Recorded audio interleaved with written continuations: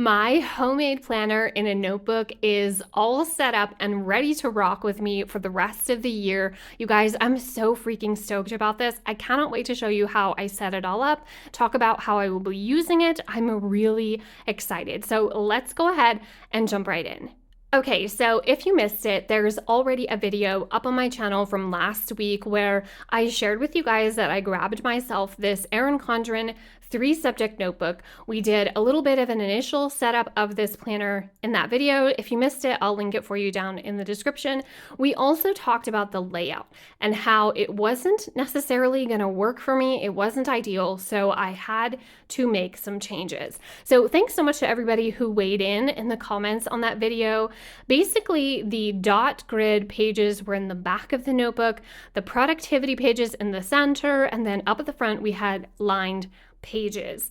I had been using the lined pages in an old Erin Condren notebook for the entire month of March to make my own weekly layouts. I liked it, but there were two problems. There weren't enough of those in this notebook, in the 3-subject notebook as it came. There weren't enough to get me through to the end of the year, making my monthly pages, my weekly layouts, and my currently pages. There were more dot grid pages in this notebook than anything else.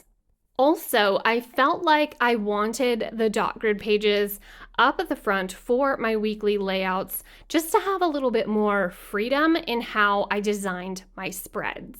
A lot of you guys had a lot of ideas and we talked about the layout and what to do.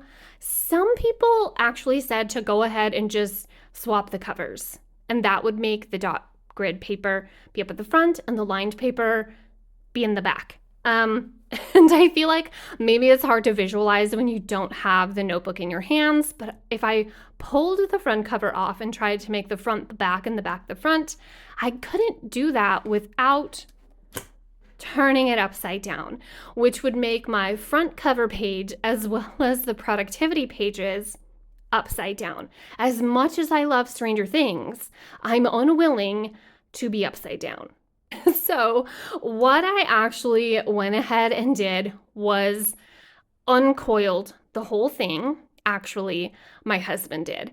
I rearranged all the pages that were in the 3-subject notebook. I also stole some pages out of that old Erin Condren notebook that I had been using because they were just going to go unused. So why not add them to this? And if you noticed, she's chunky now. And she has some extra divider tabs. So I'm really excited for this, you guys. We also did away with the skinny notebook coil that the notebook came with and swapped it out for one of the bigger ones that was on an old life planner that I had. You guys, my husband uncoiled, recoiled this whole setup in like 5 minutes with his bare hands. Yeah, so if you want to make your own DIY notebook in a coil planner, your first step is to get married to a stud muffin with man hands. No, but seriously, I'm so grateful to him for helping me because I thought that uncoiling, rearranging, setting it all back up was going to be a huge stressor. I thought it was going to be a huge headache, and I wanted to have the uncoiling system be like the last resort, but actually it worked out perfectly. So let's go ahead, open her up, and I will show you guys the new layout, my April setup, and all the ways I'm going to be using this. So we've got that front cover page that you guys saw me set up in the last video. I absolutely freaking love this. It's very, very me. I'm still so happy with it. From there, we go into the first divider and the dot grid pages. So yeah, I went ahead and swapped them around, moved the dot grid up at the front. Now, I do have a blank page right here to start this off. I didn't want to just go from the divider straight into April. I feel like I want to set up some sort of cover page for my monthly and weekly layouts. I might do a vision board on here. I might just do some stickers. I don't know. I'm undecided, but we're going to do some sort of cover page on this setup. But from here, we go into the first monthly calendar. This time, you guys, I went ahead and just printed out a calendar from Canva and decorated it up myself with some washi tape and stickers. I think from month to month, I will swap doing either a printed calendar or drawing and designing my own. One of the main reasons for turning a notebook into a planner, besides saving a boatload of money, I was going to say a naughty word, besides, I feel like the amount of savings we need today requires naughty words, but I'm not going to do it. So I did want to save. It's a huge price tag on those life planners nowadays, but I also wanted flexibility and freedom for creativity. So 1 month, if I'm not feeling up to putting in the work and time and effort to drawing out my own calendar, I'm just going to go ahead and print one.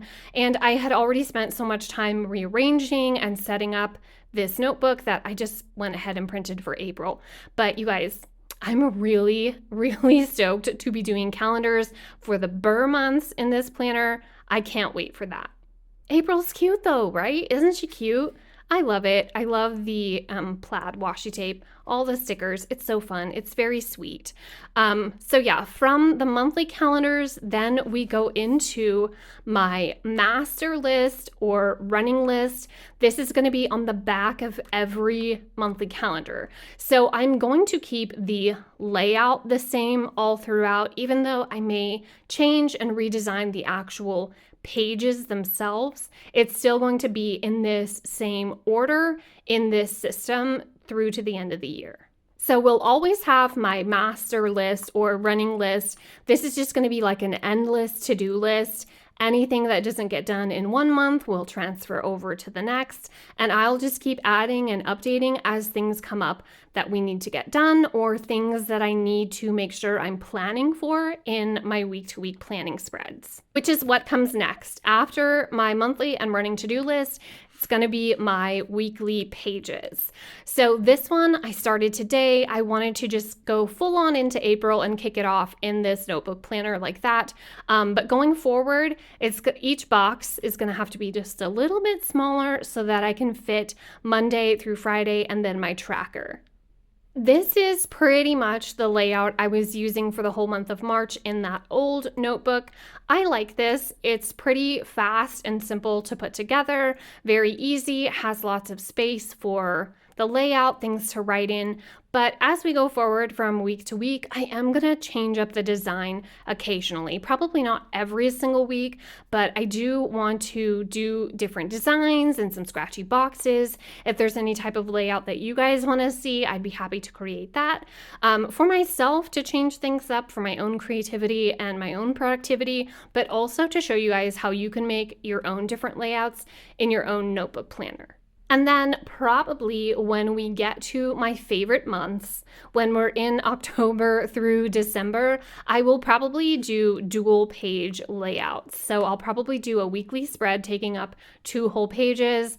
That way we can have more room to write about all of our October loves and then also make it heavily decorative. I'm going to go back and forth between the decorative and the simple as well because we want to use up our stuff, but also we don't want to feel obligated to be buying a bunch more at the same time. I went somewhere in between with this one. It's decorated, but it's not like overdone, and I'm happy with it. I think it's cute. So we've got my weekly over here. We've got my tracker at the bottom. Saturday and Sunday are easier days for me, and I spend a lot of time writing or working on my goals on Saturdays and Sundays as a homeschool mama. So what happens Saturday and Sunday, and typically Friday, goes into my Passion Planner daily, which, you guys, I've said it before, I'll say it again. This is the perfect partnership. Having a homemade notebook planner with your weekly layouts and then transferring your broken down smaller pieces and tasks onto the undated Passion Planner daily. Perfect. It's perfect. So we've got that set up. Then I've just got a spot for notes, reminders, to-dos, things like that. And then I have my little content section down here. I am going to be planning and plotting and listing out and writing out obligations and brainstorming content in the back of this planner. But right here is just basically the topic of each video that I'm going to upload in the week just to make sure it gets done, and I'll be checking it off. So that was the first thing I did to rearrange it. I put the dot grid up at the front. From here on out, we are going to do the monthly, the running to-do list, and the weeklies. And I'm really excited about it, you guys. I freaking love this paper, and I love that I went ahead and got the dot grid up at the front for that freedom. Now, because this was in the very back of the notebook, the end page was at the back of this, I just went ahead and put a photo collage on here to cover up the words that Erin Condren had printed on here, and then we go into the next divider. I just went ahead and put a little Polaroid sticker on here. I freaking love it. It's so dang cute. And behind the dot grid, I kept the productivity layout. This is where I will be putting meal ideas, not actually a meal plan, but just meal ideas for the whole month. Things that my family has requested. They've already made some requests, as you can see. And then I just make sure that it ends up on the meal plan. Our meal plan begins on our big Bloom Daily Planners calendar that hangs up on the wall. And then you guys may have seen back in my weekly, I write down what we're having each day at the bottom of that weekly box. But here is just things that they want to eat at some point in the month. And then I have new recipes to try written down at the bottom here. I'm just going to write the name of the meal or the baked good or whatever, and then I will highlight it or check it off once it gets printed out. My husband has already made a request for homemade carrot cake donuts. So I'm going to write that in here and then get it printed off, put it in our recipe drawer, and mark it off that we already have it and try it at some point in the month. Over here is my grocery list. Now, I have just a little notebook that I keep in my bag for grocery shopping, but this is going to be a spot where I write down things as we run out of them. So if my kiddos say we're out of ketchup, I'll write it here. If we're out of cheese, I'll write, you get the point. You know what running out of groceries looks like. But this is not like my actual shopping list. I'm not going to cut this off and take it with me. I could, but I live in a household of men. So our grocery list ends up being twice this big. So this is just going to be a running out of list, and then I will add it to that notebook that I keep in my bag. On the back of the productivity layout, you have just lined pages. This is going to be where I keep my cleaning checklist. I have a daily, a weekly, a monthly, a quarterly, and an annually cleaning to do for our household, for our family. So I am going to keep the weekly on here. I'm not going to put the daily on here. I don't need a reminder to wash the dishes, do the laundry, sweep the floor. I don't need that. So it's going to be weekly and then a monthly on here. So I'm probably going to be able to use this less than every week.